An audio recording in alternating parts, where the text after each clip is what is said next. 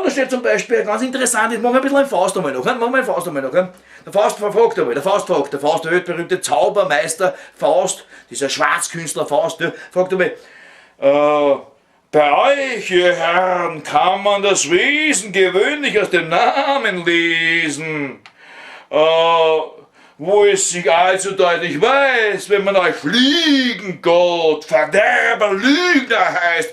Na gut, wer bist du denn? Scheiße, Mann, das kommt nicht schick raus. Na, und der Mephistopheles ist der Teufel, der Mephistopheles, der Teufel, der sagt dann ganz natürlich zynisch, ich mag es jetzt ein bisschen wienerisch oder so halb wienerisch, ein Teil von jener Kraft, die stets das Böse will und stets das Gute schafft. Darauf der Faust, was ist mit diesem Wechselwort gemeint? Das war ein bisschen wie Armstrong.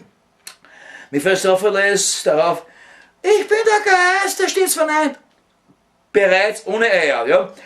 Und das mit Recht, denn alles, was entsteht, ist wert, dass es zugrunde geht, und besser wäre es, dass nicht entstünde, so ist denn alles, was ist Sünde, Zerstörung, kurz das Böse, mein eigentliches Element, Osterraum, meine Okay, na, und das ging dann so weiter, und der Faust natürlich Eier voll, ne, und natürlich ein möchtegern Opernsänger, so ein bisschen ein Opernsänger, der wo schon in der Pension ist, ne, du nennst dich einen Teil und stehst doch ganz vor mir.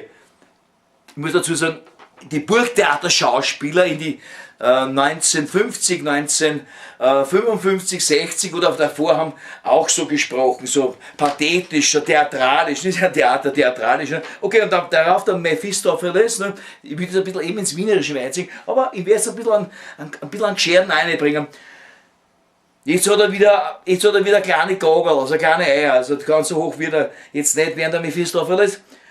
Bescheidene Wahrheit spreche ich dir, wenn sich der Mensch die kleine Narrenwelt, Trottel-Warenwelt, ich bin wirklich so wie Supermärkte unterwegs gewesen, die kleine Narrenwelt gewöhnlich wie ein ganzes Zelt.